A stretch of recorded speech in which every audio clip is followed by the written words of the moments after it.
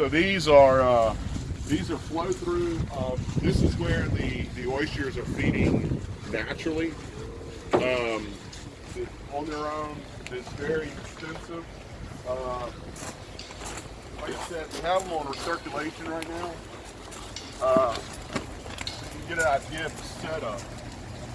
We have what's called silos. When we are, right now we're downwelling. When we upwell, we have water coming in from the end over here, comes up, goes through these ports, and then out the trough and out the drain. Okay. So this is when these guys will be feeding naturally, completely on their own, with no added substance that we provide. They're completely on their own at this stage. Okay, so just to be clear, all the little dots that I'm seeing in here, those are all baby oysters? The oysters. How many am I looking at here? Probably anywhere from 50,000 to 100,000 in this one here. Wow. Okay. So, and these 5 tanks that I see essentially are all like this in some phase? Yes. And they're all arranged by dates or lifespan or life cycle place or something like that? Yeah, and it makes a little more sense when we go from the beginning of the life cycle. Yeah. I'll just kind of show you the structure here. But, you know, to kind of make a little more sense, this is the last phase of the oyster in the hatchery. Okay. So these guys have gone through everything that we will do here, and these are just growing out. Okay. And we'll go to the nursery and the farm next. Oh, okay. So they go from here into the bay. Yes. I mean, this is not early in the cycle. This is very late in the cycle. Late in our portion of the interesting. cycle. Okay, because I mean, I look at it; they're tiny. I think this must be early. But you're saying you plant them out there so they grow in their native habitat. Absolutely. So right now, these guys, we're just waiting on them to grow and reach a size of around 2 millimeters to where they can fit in the seed bags and go in the cages. And so, like that middle one is nearing. Yeah, those guys are getting close.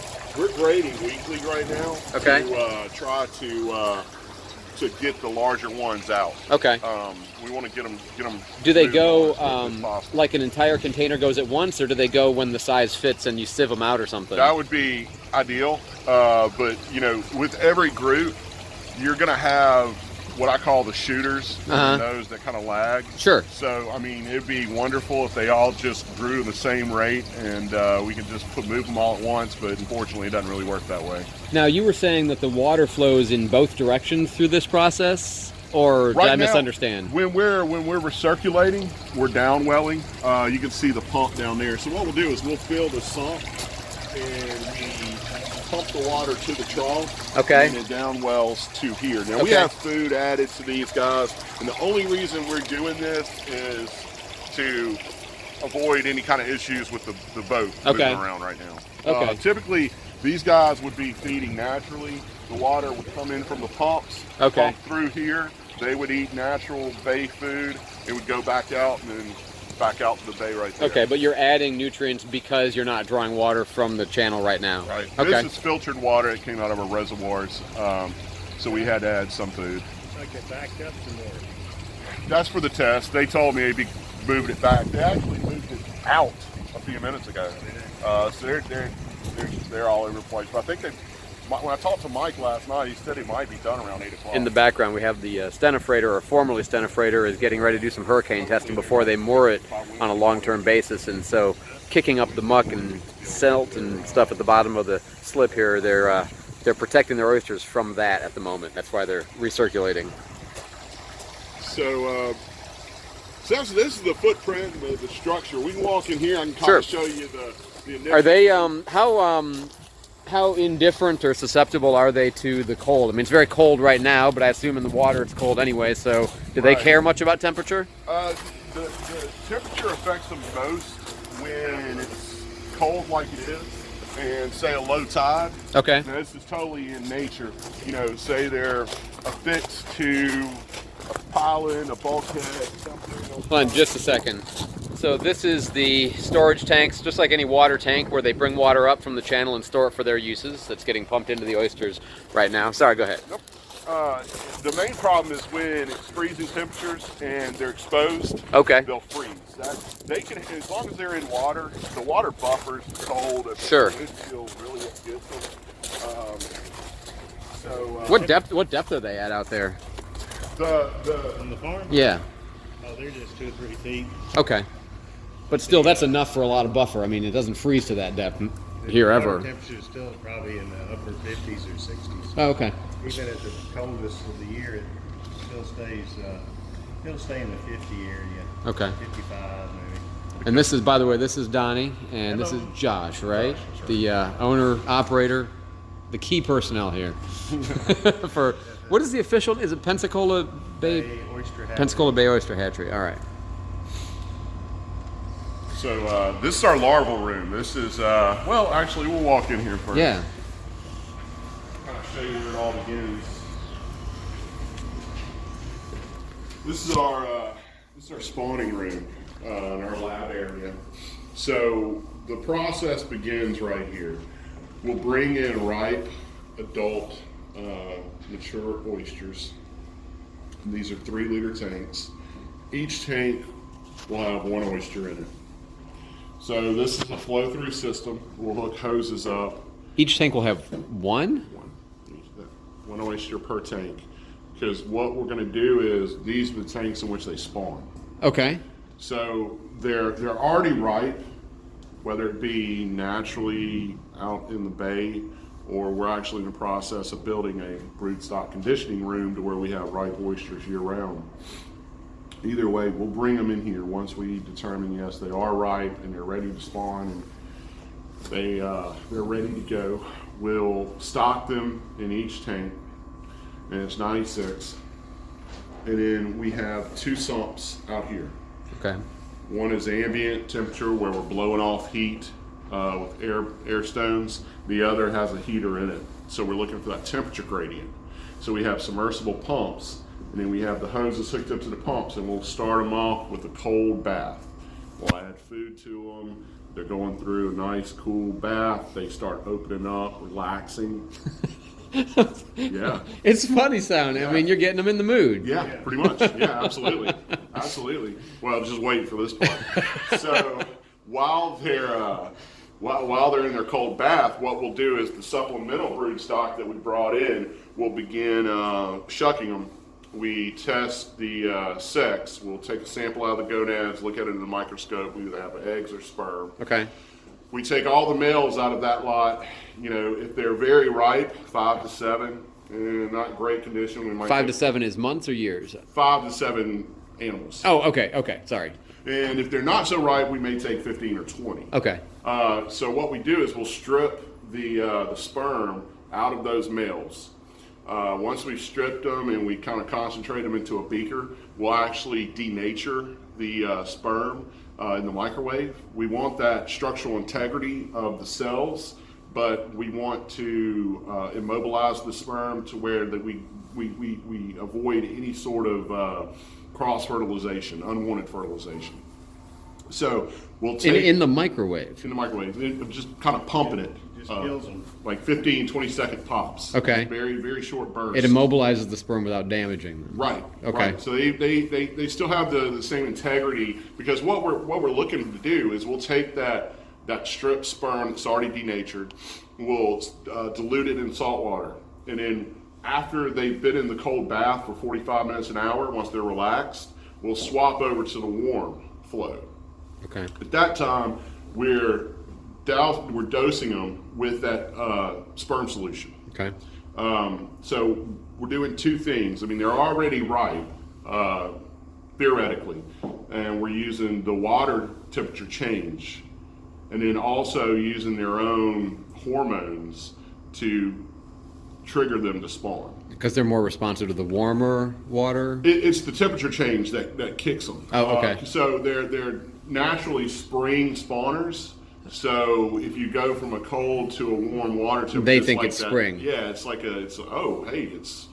go. Mm-hmm. And then using that hormone utilizes their actual life history, because they're sessile, they're attached, they're immobile, they don't move. So in nature, they will use those keys to not waste their energy reproducing, because you don't want 2 going and nothing happens. Right. And then you want the whole community, reef, everything to blow at the same time to where you have maximum survivability of that energy.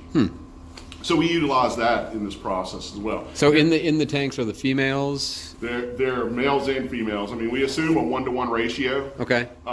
There's 2 ways to tell what sex they are. You shuck them and you test the gonads like we do for the ones that we strip, and then you watch them spawn. The females, they'll both kind of clap a little bit. The females are a little more exaggerated. Okay. And they'll release a puff of eggs that kind of settle back out of suspension over time. The males, they'll clap, but it's more of a slight, subtle stream that kind of comes out the shell. Okay. But the good thing about the males is, even though you don't notice the subtlety of the actual spawning, it's the cloudiness because it stays in suspension. So it makes it a little easier to recognize it when it happens, and that helps you identify them as well. And so what you're adding to the water is both sperm and eggs? No, just the sperm. sperm. Okay. Yeah, just the denatured sperm. There are techniques, what's called egg washing, where you can concentrate, strip eggs out of females, and then you concentrate them, and then through a bag you wash salt water over them to collect. It's not as effective, and it's a little more time consuming than just stripping the males and denaturing and dosing. Pardon my total ignorance of oysters, but you say shuck them. When I think of shuck, I think that's going to kill the oyster, take them out the shell. It does. Oh, okay. Yeah, I mean, they eventually die over time. I mean, and that's why I say the only 2 ways to sex them is to either watch them do it on their own, okay, or kill them and strip them. Okay, got it. You tag them with these. Yeah, so we'll tag them so we know which ones are which. We put a time on there because we want to fertilize within 2 hours. Okay. After they blow. So what we'll do is, say we get a big slug of them at 11:30. By 1:30 we're wanting to collect all those and start the fertilizing process. Okay. Excuse me. So it's fun it's really fun to come down because you need a lot of people watching. Yeah, to keep an eye on each tank and to see what's happening and when they they release. Because it's a flow through and you want to cut it off and tag it Okay. as quick as you can so you don't lose the eggs. But the males, typically, unless we're doing a diploid spawn, we don't use the male sperm. We get rid of those and keep the females. And so Josh can tell you that technique because we want to produce a triploid oyster, which is a patented process Okay. that the farmers want. And it's basically, instead of a 2-chromosome oyster, it's a 3-chromosome oyster. So it doesn't want to reproduce, it just grows real fast and Okay. maintains his meatiness kind of thing. And that's what the farmers prefer for the, to grow out on the farm. So it's a little more tedious work than just producing the diploids. But Okay, so let me see if I've got everything right. So you withdraw the sperm, you shock it to cause it to be immobilized. You then put oysters in here.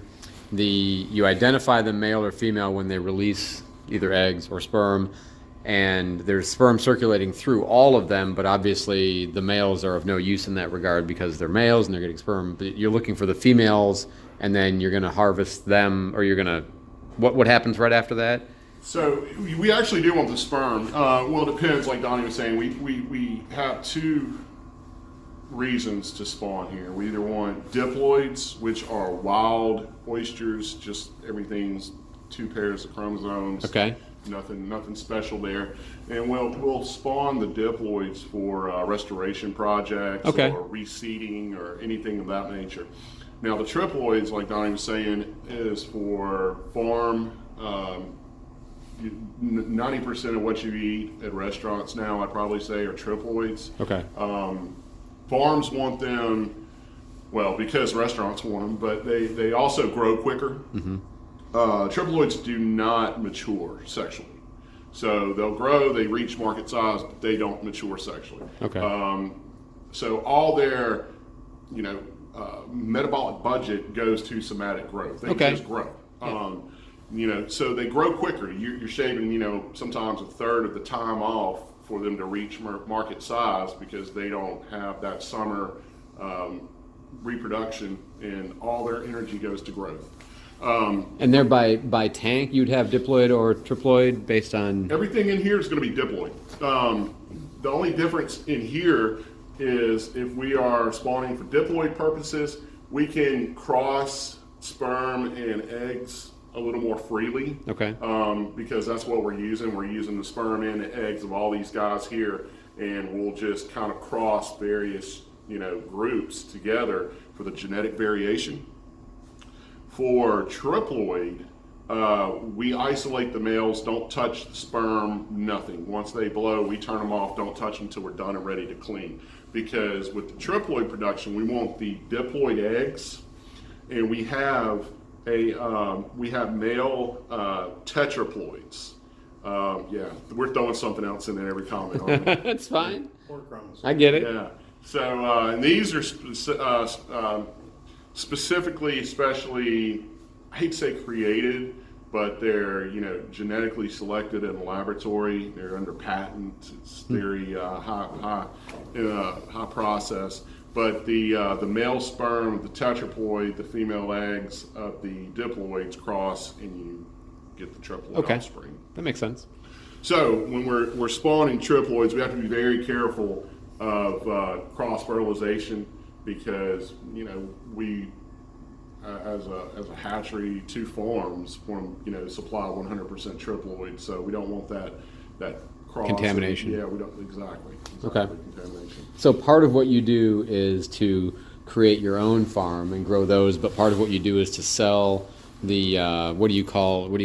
Triploids. Yeah, you sell the triploid seedlings or something. Seed, yeah. Seed. Okay, you sell those to other farmers. Yeah. Okay. Okay. So we stock our farm and we sell them to other farmers, and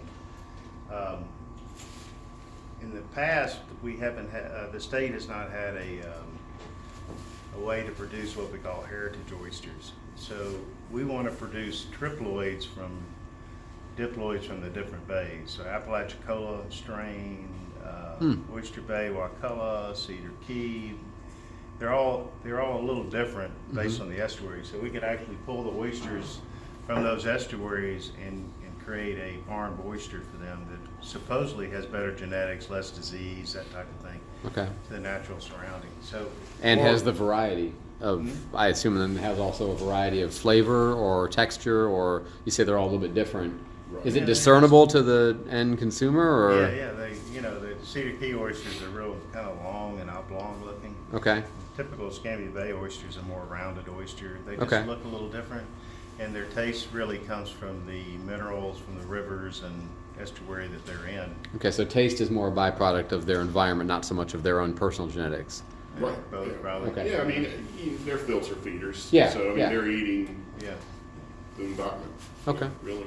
So the part with the restoration, which is one of the big areas that we're reading about now with the Nature Conservancy coming in, and a lot of the BP money is, how do we restore the natural beds, because 95% of them are gone along the Gulf Coast. Because of runoff problems or over farming, or? Apalachicola, they say the main thing is lack of freshwater runoff, because Atlanta's grown and taking the water. So the environment's more saline, more salty, which allows more predators to come in. So you have to, change your way of doing things. But So the salinity itself is not the problem. The over salinity makes them more vulnerable to other things. correct. Okay. Correct. So if you're going to restore an estuary, it'd be the perfect match would be restore it with its own oysters from that environment, the Right. genetics from there. And that's what the Nature Conservancy is concerned about. They're creating a model for oyster restoration, a best practice thing, and they're starting right here in Pensacola. They're going to do our bay first, and they got a lot of millions and millions in funding to be able to do it. And then they're the kind of organization that has the power to get grants from these big mega corporations and incorporate that. So they're going to do a lot of fundraising. So they want to use Pensacola, create the best practice model. How do you do this? Which involves a lot of partners, to be able to do that. And then St. Joe Bay and each one has a different set of rules. But the principles figured out here can be applied there with their oysters. Right. So we're lucky here in Pensacola. It might create like you got to have the experts coming in, you got the testing and the monitoring, and which is the best way to do it. Do you pre-seed? How do you control the predators? How do you monitor it? It's a lot of work from a lot of different people. But the money's going to flow, and that solves a lot of the issues. Right? So Josh and I, we hope that, it'd be nice to have aquaculture right alongside of natural, the natural reefs in the traditional way. The people in Apalachicola really don't embrace the aquaculture. They want it like they had it, When you say aquaculture, I'm not following you. The floating farm. I see. Like you have out over on Scenic. They don't want that. No. They want their beds restored. They want to be able to tong them the old way. Okay. They have 500 plus acres of bottom leases over there, underwater leases on the bottom. Really? Yeah. Huh. They want help restoring those. So, but nobody has done it, So it's kind of a unique thing, and we're going to show you a couple of neat pieces that we've done. We think will work, and start the process, Okay. So one of the realities of this thing was that when we started it was we were dependent on Auburn as a hatchery from a farm, and then they decided we don't want to be in the business of the business. You private guys get into the hatchery business. We're going back to research, and they're backing us up over here for 3 years. So they've come over to help Josh spawn, and it's like you can't miss one step or you screw the whole thing up. Mm-hmm. And so they've been very helpful. So Florida's a state that really wants to embrace the restoration, but all the other Gulf states want to figure out how to do it too. Mm-hmm. And so a lot of science has been done. Now it's kind of like time to apply it. Let's see how it works in real life. Yeah. But you got to go through the state, and the Corps of Engineers, and the fisheries, and who else? Well, if you want to get the money and the help, Well, there are hoops in permitting. Just to get it permitting. So I think everybody's at the same stage, Let's make something. Let's make it happen. Let's try it, Let's figure out what works best and what's the best science behind it, Mm-hmm. that kind of thing. I mean, you could go out and throw a bunch of oyster seed out there, but it's probably going to not survive. Mm-hmm. It's just, but if you have enough sustainable acreage, then it will survive if you control it. But it's kind of like, you ever see these big pine tree plantations they have all around? Mm-hmm. And those guys that manage those forests, it's like they're over there looking for invasive species, Mm-hmm. coning grass, I think it is. And they're walking these properties, and they're thinning areas, and they're clear cutting areas and mature, and then they're replanting, And it's like a 35-year cycle. They're spraying, because you have those beetle problems. And so what's the difference in that and applying that to aquaculture and restoration? Right. So you got to start with good water quality, and I think here in Pensacola, when they moved the sewer plant up north, it now has a 0 discharge permit, so they can't discharge anything.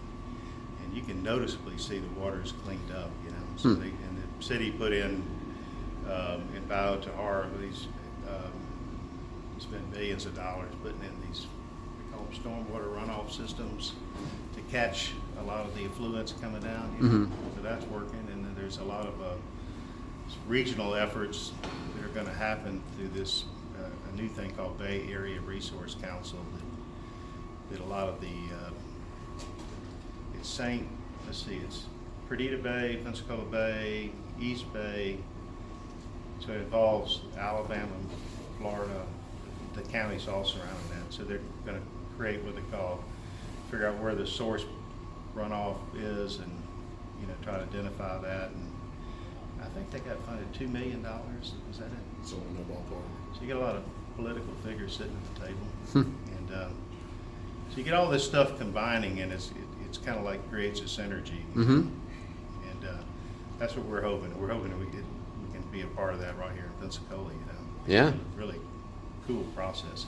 So you got people that I sent you some stuff from NOAA today, you know, about Chesapeake Bay and NOAA, which is part of, let's see, what is NOAA part of? Department of Commerce? Yeah, I believe so. Anyway, they fund billions of dollars in research projects. And No, it's not an interior? I mean, I don't know. I've never looked at it that way. Yeah, I'm not sure. I always look at them as top entity. Right. That's always been my experience. so they're funding a lot of restoration projects, and they're looking for best practices. So it's kind of interesting. You get one of the biggest not-for-profits in the world focused on restoration, and they're going to do it right here in Pensacola. So Yeah. what will that lead to? You know? Right. And I assume that with all the partners they have, you know, they'll be bringing them here to show them results and what we can do and what you can't do and that kind of things. So it'd be a real effort to kind of help restore some of that, you know, especially areas where they were just, their whole economy was, you know, they don't have any diversification of economy. Right. And they got whacked by the hurricane. Right. And all the timber, either you were a fisherman or you were a timberman, right? And there's no timber. Now there's no oysters. There's Now no there's timber. there's It's no like- timber. I rode down there and took some supplies to Bluntstown. It's like, Yeah. there wasn't a tree left. I said, well, how are they gonna, I mean, you couldn't even, I guess you're gonna let it rot and burn it or something because it would cost you a fortune just to try to get Just to into clear it, there. right. Yeah. And there was no value to it because I guess it was stressed and snapped, you know. So it'd be nice to help recreate something out there. When he spawned the first Pensacola Bay oyster, it was really, really exciting. And we created, how many did we get? We kept about 6,000. Yeah, about 6,000. So we're growing our own brood stock for the spawn with the tetraploid. Mm-hmm. And so what we want to do is pick the ones that are the prettiest. Yeah. You want to select them for what your characteristics are you want. Yeah. So you can do some selective breeding in the process. So So how many are out like on scenic? How many are out there at a time in that farm? It was 850,000 out there early in the season, and I have a 5-acre tract, and I probably only have about 3 acres Okay. full. So the hope is to build that one up, you know, to 2 or 3 million, and then we have one on East Bay off Garcon, same size, and we're growing out a pretty good batch there. So Josh can give us plenty of seed. We'll just stick it in the water, right? That's right. That's the plan. Yeah. So what are these tanks for out here? These are our larval tanks. So one female, one right female can spawn 10 million eggs, right? And they're around 20 microns a piece, so that's about a 50th of a millimeter. Wow. So a fertilized egg, we can stock 40 million in one of these 1,000 gallon tanks. So we start out with just incredibly high numbers because as you go through in every life stage that these guys kind of metamorphose from and to, you have mortality. So, you know, the day 2, change, you see a big drop in numbers. So we could start, 500 million and be down to maybe 100 million by day 2. Okay. So just to kind of give you an idea. So they're in the larval stage in this room for roughly 2 weeks. Anywhere, during the summer when they're really growing, we can have them ready to set in 10 days. This last batch that we had, they were running around 18 days. So just like out there, they're gonna do their own thing, their own pace. And it's again sorting by size. Is when you see the right size is when you move them to the outside. Everything is based off size. So we'll stock them in here, and these are static systems. So we fill it with filtered water out of our reservoirs. We have a standpipe in the middle. Now, why is it filtered? I thought you wanted the natural things in there. You do, and it's only a mechanical filtration. So we filter it down to a 1 micron. That's to. He's saying the larval stage, you don't want raw water. You want to filter out the predation, any sort of large organics that might foul the water quicker. Okay. But you're right, you want that natural biota. So Okay. that's why it's only a mechanical filtration. There's no biological or any sort of UV or ozone or anything like that. It's just we have very small bags and cartridge filters that filter out all the big stuff. Okay. So this is just a static tank. We'll have aeration running in the, it's basically an airlift around the standpipe that just turns the water over gently. Okay. In the first week, we will drain these down and harvest every 2 days. And then basically, it's a port system that hooks onto the front of the tank out here. And we have bags that tie on to each one. Okay. Water flows through. They gently retain the Size larvae. that you want. Yep. Well, all of them. Oh, okay. Then we'll wash them out into a bucket. We'll do counts on the microscope from subsamples. Okay. And then we have a micrometer on the microscope that we can look at their size. Okay. We just kind of monitor it. Now, when they start getting to that 2 week mark and they're around the 240 micron size for the triploids, we'll grade them on screens. So we have various size screens that we just run them through.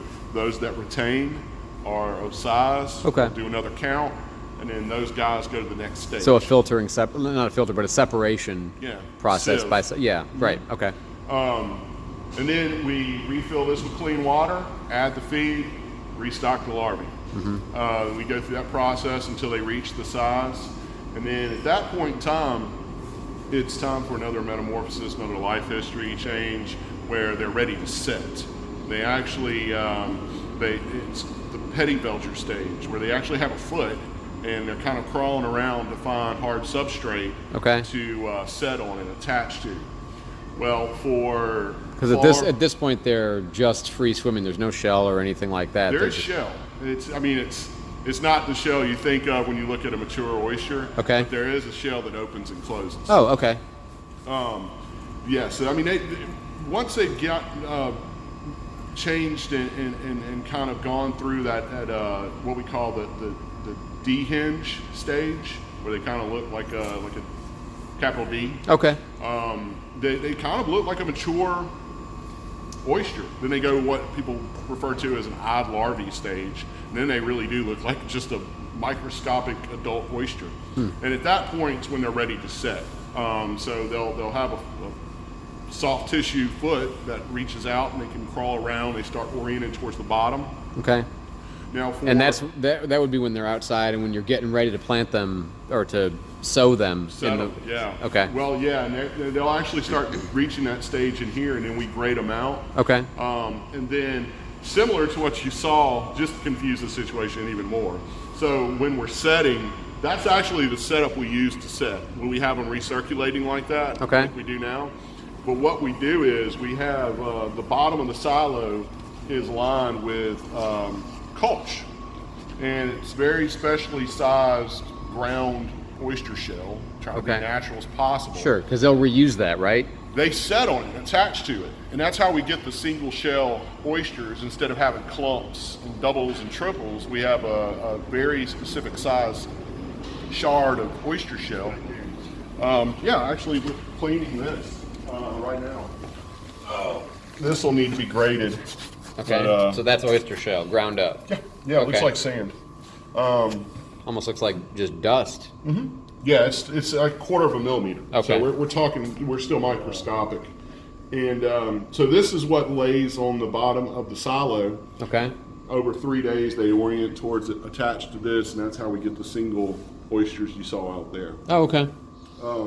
Now, which again, they're going to draw from this and use it to build their own shell, or they just attach incorporate. to it. Okay. Yeah. So they take on what's already there. Yeah, it's the same as if in the wild they're free swimming and then they attach to the bulkhead. Okay. And it's small enough to where only one can attach. Okay. And that's what we want. We want to sell to the farmers. They don't want doubles and triples, and they want one oyster. Okay. So it's They want very- discrete units. Right. Okay. You could create clusters if you put bigger, but what is that, 200 microns? Yeah, 200, 250 microns. Pretty small. Okay. Yeah, we graded 3 times to try to make sure we got that size. Because anything larger, extra room for more individuals to sit Yeah, multiple on. clumps But or if it's multiple too attach. small, yeah, if it's They too won't small, attach at all. It's just wasted space. So we Okay. want to utilize as much as we can. So yeah, I mean they're in here until it's time to set, and then we set in the upwellers. We usually have that flap open there, just trying to block some of that cold wind. Yeah. And in here we'll have our broodstock conditioning room. You can kind of see the footprint. We'll start constructing that this week actually. And all of this you had to build, all of the cement, everything here you had to build. Design it, build it. Now are these, I see they're like insulated, is that for temperature control? It just happens to be what they're made out of. No, we blew them to keep the temperature Okay. getting too hot or too cold. And it really, we bought these containers out of Mobile, and you put that on there, it's like a freezer. I mean, it's amazing How effective that is? yeah. So what will happen in here then? Is this the third stage out here, or? Well, actually, this would be the lead up, the preparation to spawning for the mature adults. So we collect our wild. Okay, so this is full grown oysters would be in this room. Yeah. Okay. So what we'll do is this will be a recirculating system, and we'll have a chiller, and we have heaters in there as well. So we're using the water temperature to ripen and fatten gonads Okay. to where they are ready to spawn when we bring them in there. So this is the conditioning room. This is the cooling and heating, the getting them in the mood room. Yeah. So they'll go through anywhere from 5 to 8 week conditioning period, depending on when we bring them in, and we'll use the water temperature to basically condense the seasons. Okay, So right. If they're in, Make them think it's spring before it is. sure, yeah. So we bring them in summer. What we'll do is we'll drop them down through fall, winter, and then bring them back up for spring, and then that's when they're prime and ready. Well, wanting to get this guy set up and running because we can bring them in winter conditions. All we got to do is bring them up, and we're ready to roll. So it's a lot shorter period. But yeah, this is just the footprint. Right now, we've been kind of getting everything ready to plumb up. Where are you going to put the algae? Well, I was talking to Tim yesterday afternoon. We talked about putting them up there. My only concern is just accessibility, being able to reach them, being over all the tanks. I mean, if we don't want to do that, well, we can do them over here or even in this corner over here. Yeah, the only thing about that was you could drip feed them pretty easy. Yeah, yeah, absolutely. Well, we can always have some sort of shelf to pull from, like a one-ended unit. And then the one part of this that we didn't really kind of started filming afterwards was the reason it's located here is got offshore inland, all the folks with offshore inland here. But the reason that it's here, oh, I can't film the pipes?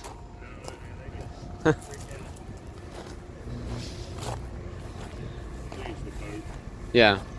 The owner of the boat. No, he ain't here.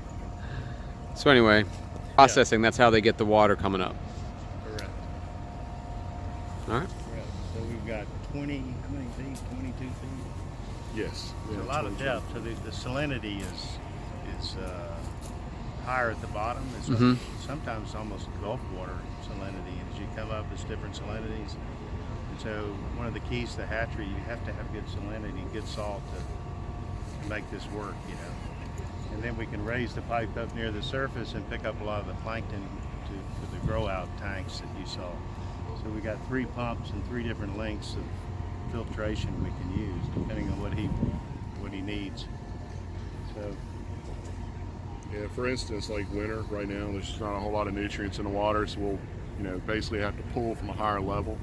That's what we were talking about before, that if it's closer to the surface, it's getting more sun, so the phytoplankton is richer, but the salinity that you want may be at depth Well, the good thing about this time of year, I mean, you can look and see. I mean, it's rough. The water column's mixing, so you're going to have a more uniform median salinity throughout the column as you would versus summer, where you're going to get greater light penetration. So you have a different, a deeper photic zone, but then you're going to have that salinity gradient. So you can, like we talked about, it's going to be fresh, boom, salty. I mean, just like a light switch.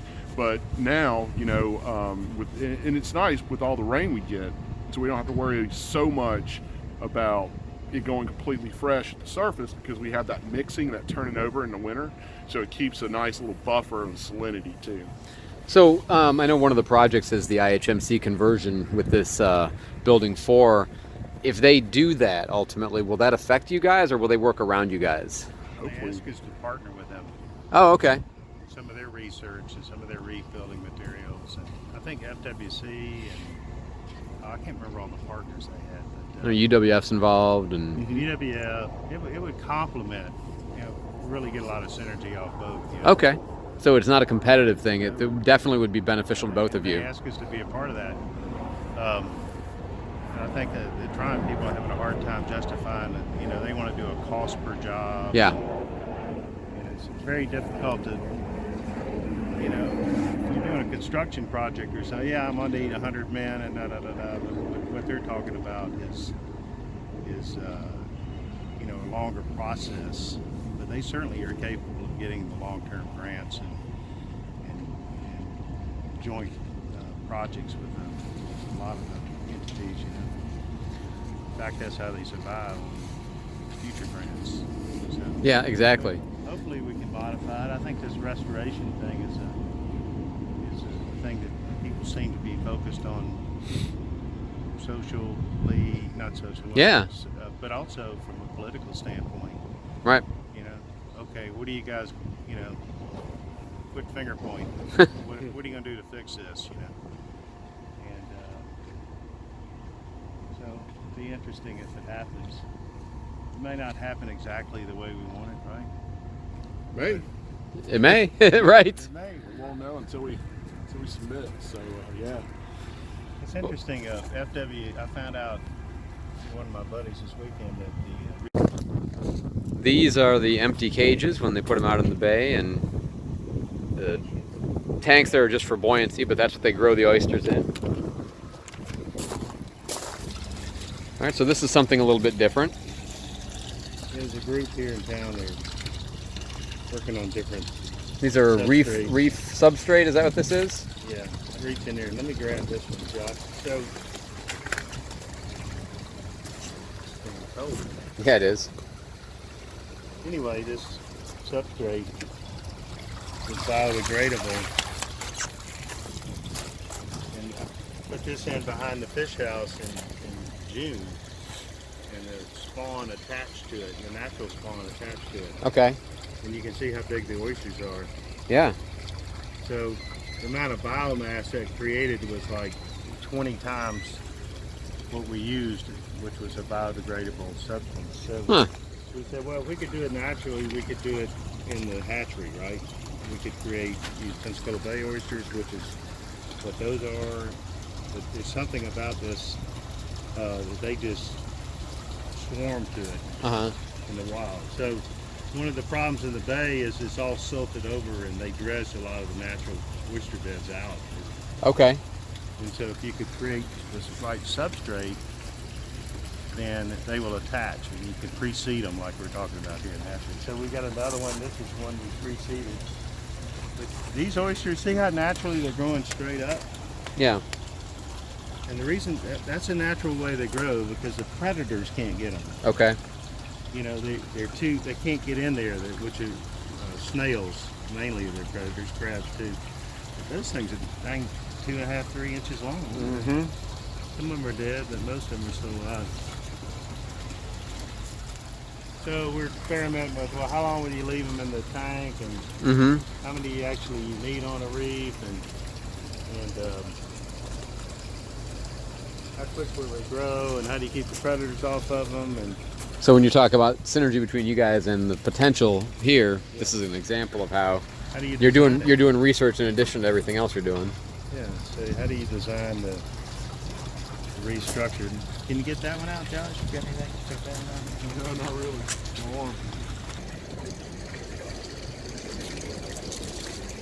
It's just the same material, just a different design. Okay. So you see the little oysters on there. All the little, like these. Well, there's a barnacles. But Where, yeah, what am I? Where's an oyster? like here by my pinky. Okay. It's one of the larger ones. Coming off here. So this is a different design for, you know, maybe a different application. But you can see how much biomass, and that if that picked up that much biomass. Right.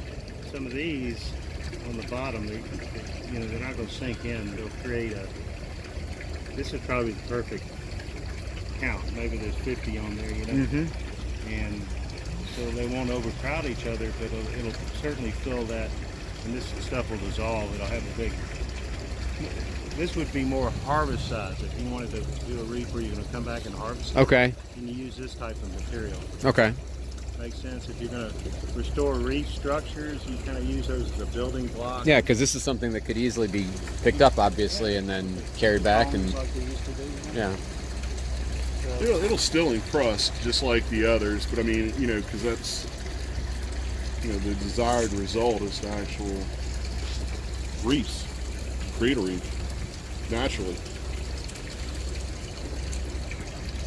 And these are some of the reef balls that we set here. What is the material that they're made out of?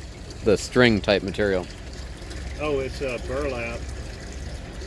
It's a patented process at University of North Carolina. Everything's patented. It's, thank- it's just burlap, which is a plant fiber. Yeah. Portland cement, which is concrete without the sand and gravel, you know. Portland cement is just limestone, which is really what calcium carbonate, you know. Okay. So this is an exciting piece. Definitely that would tie into The possibility for this building.